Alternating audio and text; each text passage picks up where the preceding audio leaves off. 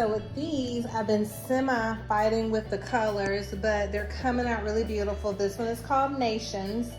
I'll have a revelation of it and can tell you why once I have it, but all of the blue represents nations. This represents the Earth on its axis, and then all the other planets, but the darker blue are the nations that we're all called to make disciples of men, whether that's nations on your job, in your home, here in the U.S., abroad. God is so awesome. So I know that he's going to continue to give me the revelation of what this represents in terms of the nations, and this being the Earth and the planet on its axis. Super excited. Blessed to be doing the work of the Lord through his heart. I want to set it up and put it on the wall. There's like a little area where we have a butler's pantry we hadn't furnished yet, so that's where I hang everything to get an upright look at it. So I'll show that to you once this is dry, because you'll see it's still wet, so I don't want it to drip down. Yeah, how this one's going to come together. But Miriam, I had her make these wings for me because these are going to be a part of the painting itself.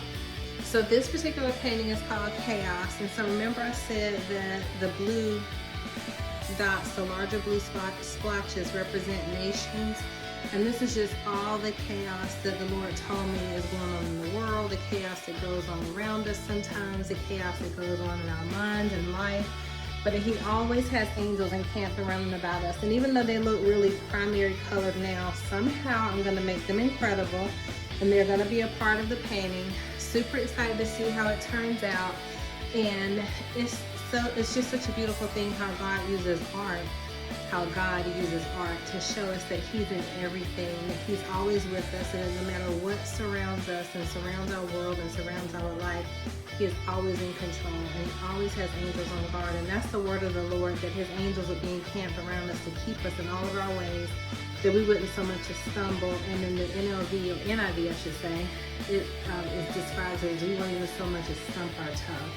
How good is that, God? I'm going to varnish this. I wanted to have a really slick, beautiful gloss coat before we apply the wings and figure all that out and take the real Jesus, let the rules come out incredible. But the picture in the canvas and just the colors itself are so gorgeous. But what the varnish is going to do is going to make it pop. It's going to bring out every single color and wavy detail and texture. I believe it's going to be super gorgeous. So let's see, here's the one that hasn't been glossed over yet, and I'm just starting to gloss this one over. But look,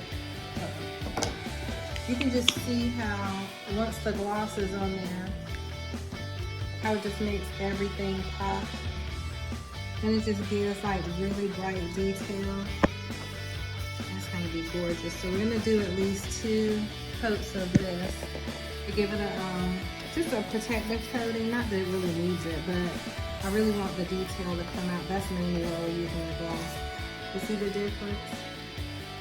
So all that gold and the metallic that's in there is going to show through even more once it dries and it has the gloss coat.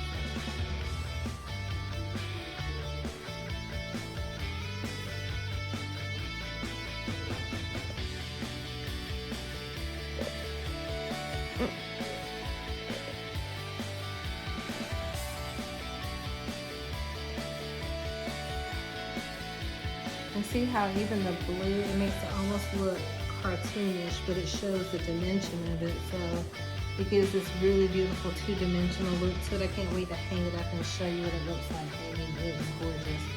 So now I'm going to go work on the angel kit.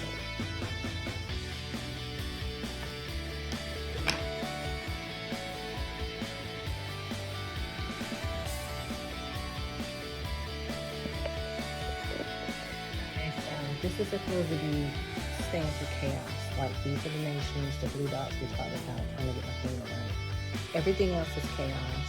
And these are the wings that Miriam painted that represent the angels always being encamped around and about us and protecting us regardless of what's going on.